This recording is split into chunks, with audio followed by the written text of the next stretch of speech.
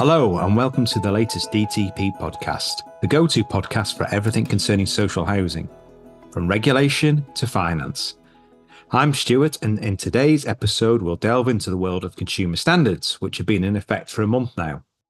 To unpack their implications and share expert insights, we're joined by DTP consultant Diane Carney, who's been working with social housing providers to prepare for the new standards. Diane, it's a pleasure to have you with us today. Oh, hi, Stuart. Thanks for inviting me along. Good to be here too. Yeah, it's certainly good to catch up. So today, I think we're really going to focus on the two most significant standards, the Safety and Quality Home Standard and the Transparency, Influence and Accountability Standard. Dan, before we look in more detail at these, could you start by giving us a brief overview of the consumer standards and how they've been received by the sector? Yes, sure. I mean, it's actually been really interesting to work with the finalised standards.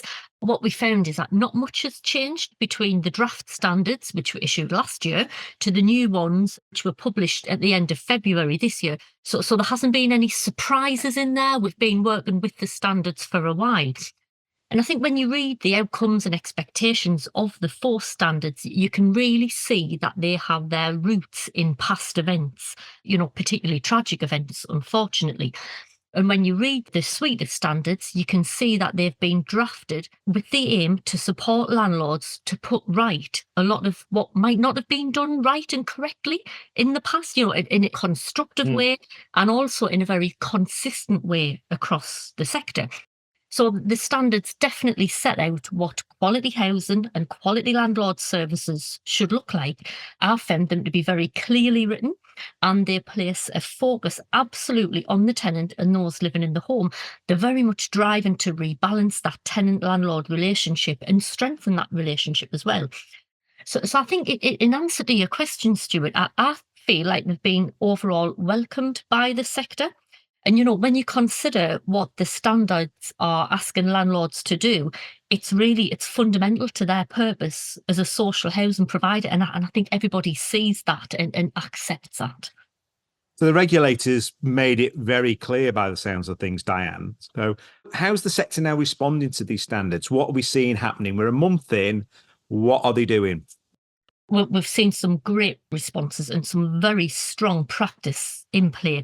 And I think if you consider there's been a significant change to consumer regulation in its wider sense, the standards will now be proactively inspected alongside the economic and governance standards. And also they apply to all landlords, no matter what the size or the organisational structure. This has really focused the sector overall. And as I say, within a very proactive approach, a lot of landlords have completed a self-assessment against the standards. So they've very much taken a picture of where they are now, where they need to go with the new standards, created that gap analysis. And it's been great that we've been able to help so many organisations with that. And I think the other big response we've had from the sector is that boards are really keen to learn and understand what's involved with the standards and also what the impact is for their organisation. They are responsible for ensuring the outcomes are delivered. And, we are seeing that boards are really taking the responsibilities very seriously. I do think there's a couple of challenges as well with the standards, with which we've been working with people on. So, for example, there's a very strong focus on the outcomes. How can you provide that evidence to demonstrate the outcomes? And data. Data is proven really tricky for some organisations, be that data and information on the stock that landlords have, or that data and information around the diverse needs of tenants. So we're definitely finding that can be a bit tricky for some. Okay, well, I think let's just pick up on that data point. So let's start with the Safety and Quality Home Standard. From a data and stock condition perspective, why is this standard so important? Well, simply put, Stuart, it's fundamental to the safety and quality standard. It absolutely underpins everything in there. So there's a requirement for 100% property inspections. And if you read the Code of Guidance, that recommends that the data shouldn't be more than 5 years old. There's also a lot in there around tailoring your approach to stock that might need a more frequent inspection, so about using that data. And once you have that data set of your stock, There's also requirements on how you should be using your data to inform decisions, for example, around repairs and maintenance, around investment plan, that overall provision of good quality and well-maintained safe home for tenants. And without that robust data, you can't effectively do that. In a way, you're building on quicksand, for want of a better word. And I think also key to the data point, you've got several tenant satisfaction measures that flow from having solid property data. For example, the building safety measures, there's one in there around repairs, decency, and having accurate data to be able to create accurate TSMs is critical. It's extremely complex, I think, isn't it, in terms of that amount of data and what they've got to collect. Yeah. So I guess the question is, how are providers adapting to these new requirements? Well, as I said earlier on, I think people and organisations have been extremely proactive, and everybody is working to complete 100% stock condition survey. So they have programmes in place, they've got contractors secured, they've got budgets there to support it. So there's a huge push around getting that 100% on the stock condition survey. What we're finding, though, is that there's issues in there around access, for example. So people are devising escalation strategies to try and get to that 100%. We're also seeing that providers are taking a close look at their repairs data, ensuring that it's all captured and it's accurate. And I think this is particularly important where you might have a variety of means to deliver repairs and maintenance. So some will use in-house DLOs, others use third parties, others use other subcontractors, for example, for compliance measures. So it's making sure that everyone and all the organisations who deliver those services on your behalf, that you've got oversight of them and that all the data requirements are linking up. And it's interesting, the data question with organisations, because there's a lot of discussions around ownership of data going on and responsibilities for data. There's a lot of IT support needed in the whole data question. You need a system which is robust, which is accessible, which is, triangulated with the other data sources in the organisation. And data is often seen as the responsibility of property colleagues, which is quite right. So that relationship between your property teams and your corporate services and IT teams, that's really key to making this a success. So it is really interesting the role that data plays in this. I think probably something we can pick up on a future podcast, Diane. Absolutely, yeah. So just moving on and looking at the transparency, influence and accountability standard, with the first submission of tenant satisfaction measures, the responses to the regulators coming in June, how are providers getting ready? Well, it's again, this is a very, very interesting one. First submission coming up, so there's a lot of nervousness and excitement out there. Are you sure about excitement or just nerves? Yes, I'm not sure everybody would be saying excited, but everybody's preparing for it. That might be a better way to say it. So even though the submission is June, obviously the reporting deadline has already passed. That was the end of March. So where organisations have particularly used other agencies to gather the perception elements of the TSMs, we're seeing that a lot of organisations have that data and already starting to analyse it and think about what it means for them.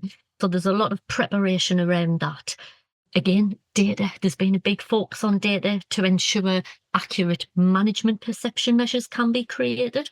So there's been a lot of, for example, checking around how complaints data is captured and monitored, antisocial behaviour data, building safety measures, all the data requirements that underpin those tenant satisfaction measures are being checked, are being analysed, before the TSM is even created. And I think that the standard is very prescriptive in terms of how measures should be calculated and how they should be reported. So there's also a lot of cross-checking to methodology and the TSM technical requirements to make sure that they're being adhered to. Nobody wants to do a submission that's inaccurate or hasn't been calculated correctly. So that's where the nervousness, I think, comes in. Okay, so we'll see in June how this plays out. I'm sure we can have another discussion then. So communication seems to be a pivotal element here. How are providers engaging with tenants, getting the information they need from them and feeding it back into the system?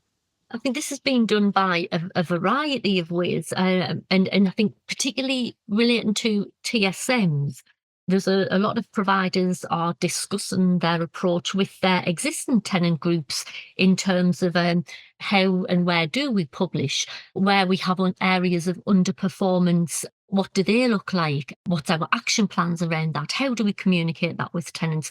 So several are tapping into the existing customer voice methods, seeking feedback how to do this. And where organisations and providers don't have existing vehicles, I should say, they are looking to create some. So it's very interesting in the sector at the minute. And as with many things, various providers are at different stages of this.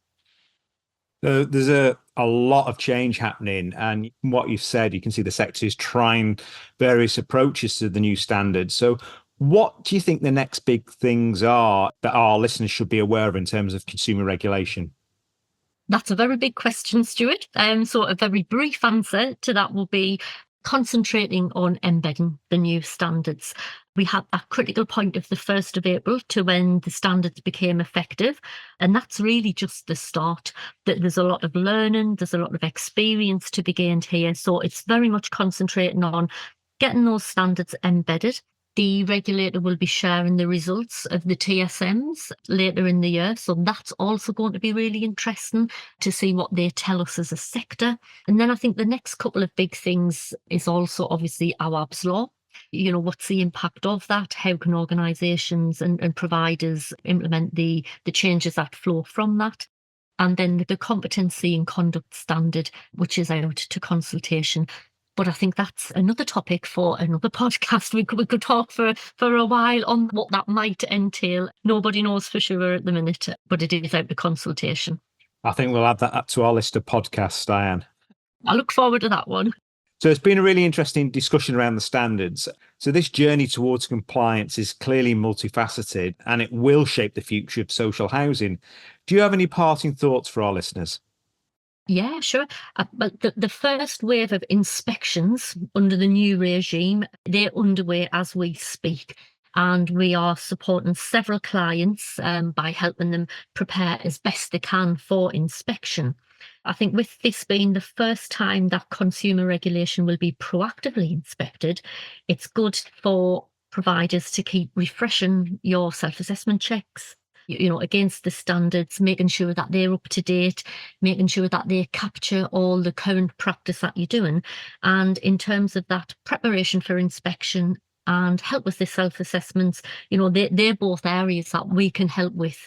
And obviously more than happy to have any conversations and chat with people who might want to learn more about that.